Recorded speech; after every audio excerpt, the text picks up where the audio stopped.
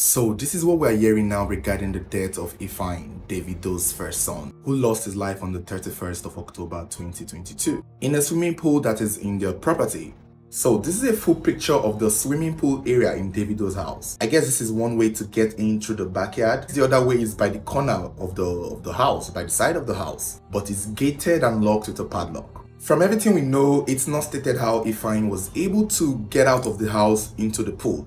He may have gone through the backyard or he may have gone through the corner, but it seems as though the gate at the corner leading to the pool is padlocked, so the best guess is through the back door. Now, we have heard also that the police have arrested Davido's domestic staff, those in charge of taking care of the little boy, including a nanny, a chef, security guard, and pretty much everyone in the house at the time this little boy went into the pool to lose his life. And this is what is being said that is going on in the police station as we speak.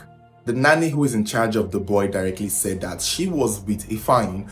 They were together as always, and she received a phone call and decided to step aside to take the call. But in her defense, before she left Ifeanyi, the chef was with them. So the nanny assumed that the chef is looking after Ifeanyi at this point when she went to take her phone calls. After the nanny was done taking her calls, she's now like, okay, where is Ifeanyi? Still thinking Ifeanyi is with the chef, because when she came back to the sitting room or where they were sitting, Ifeanyi wasn't there and the chef wasn't there. But the nanny did not worry too much. She just assumed Ifeanyi was with the chef and she didn't even check. Only to wait a few moments later to see the chef without Ifeanyi, and she asked, where is Ifeanyi? And the chef is like, I left Ifeanyi for you.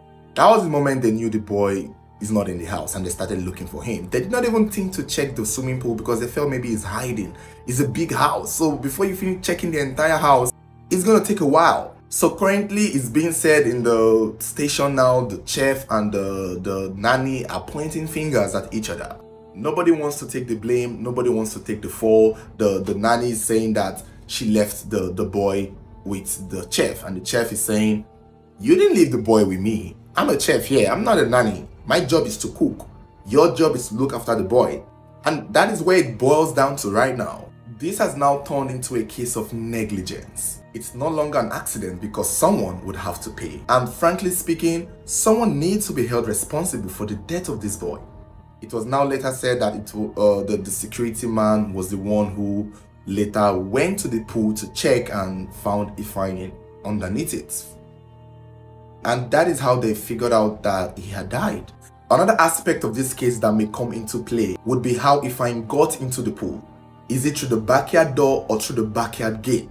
Because if it's through the backyard gate, someone else is going to take the blame. However, if it's the backyard door, if Ifeanyi went to that swimming pool through the backyard door, this might mean he might have been with the chef, because I would assume the backyard is usually close to the kitchen, as it is in most homes. So if Ifeanyi went into that pool through the backyard door, then maybe the nanny is right that he was with the chef. That is if the house is one of those houses where the backyard is tied to the kitchen. And we all know that the chef is usually mostly in the kitchen. I mean, that's our job, right? To be in the kitchen. It could also be that the chef was probably busy doing a job, cooking, and did not really notice when Ifeanyi swooped in and went through the back.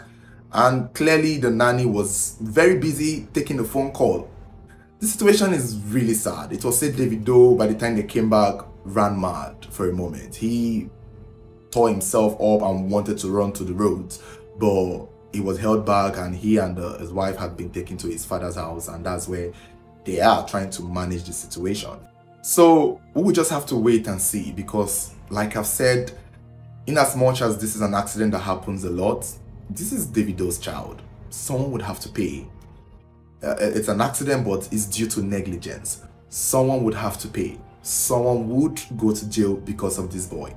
And from the look of things, or from what is being said, it's down between the chef and the nanny, and who knows, maybe the both of them. But you guys let me know what you think. Let me know who you think should be blamed, if it's boiled down to the chef or the nanny.